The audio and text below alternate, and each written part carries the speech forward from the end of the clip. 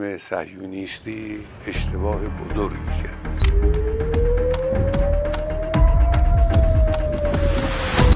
نیروهای مسلح ما آماده هستند.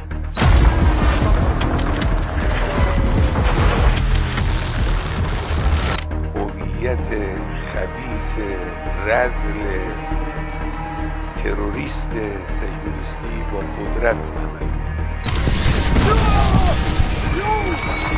زندگی برای آنها تلخ خواهد شد.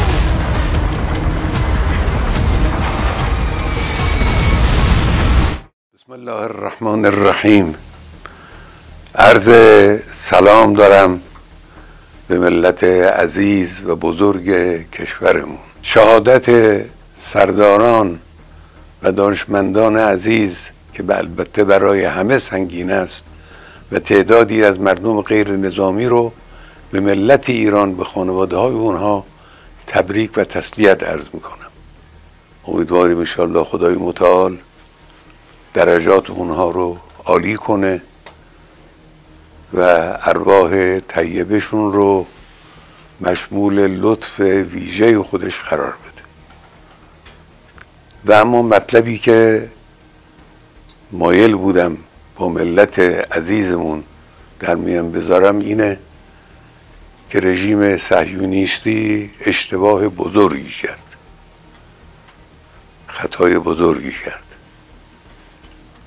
غلطی کرد و عواقب او رو بیچاره خواهد کرد به توفیق الهی. ملت ایران از خون شهدای گرانقدر نخواهد گذشت، از تجاوز با آسمان کشورش صرف نظر نخواهد کرد. نیروهای مسلح ما آماده هستند و مسئولین کشور و همه آحاد مردم پشت سر نیروهای مسلحند. امروز از همه جناح‌های گوناگون سیاسی کشور و آحاد گوناگون کشور پیام‌های مشابهی صادر شد.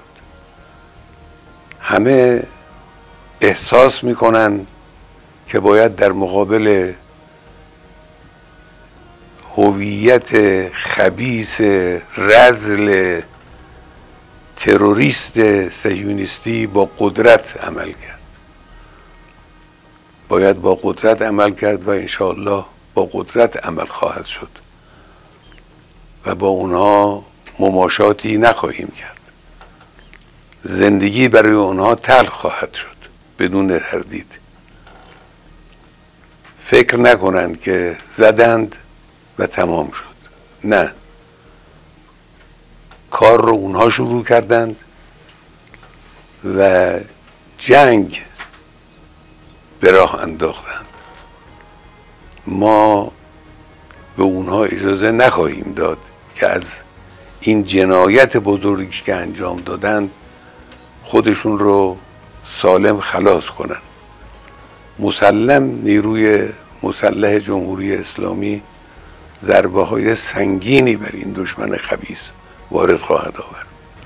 ملت هم پشتیبان ماست، پشتیبان نیروهای مسلح و جمهوری اسلامی به اذن الهی بر رژیم صهیونیستی فائق خواهد شد.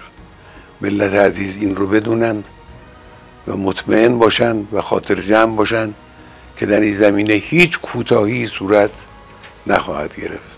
و السلام علیکم و رحمت الله و برکاته.